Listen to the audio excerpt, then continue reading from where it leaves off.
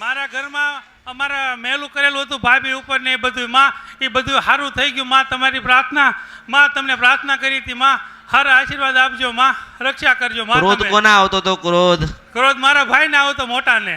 ક્યાં ગયો? આ રહ્યો. આમાં મારી નાખું કાં તો મરી જાઉં. આમાં કેમ આ થવાનું કારણ શું? અને 8 મહિનાથી વધારે છે એનું કારણ શું? જવાબ આપશો.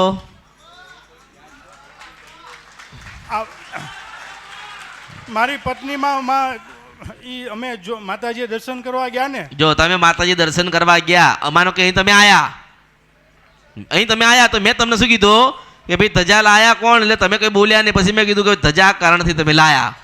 તમે માનો કે અહીંયા આયા, બરાબર છે? તો હું તમને હવે એવું કહું, કોકે કરી નાખ્યું છે અને ઘરમાં વસ્તુ પડી છે, અને ઘરમાં વસ્તુ પડી છે એટલે તાર તમે દુઃખી થાવ છો.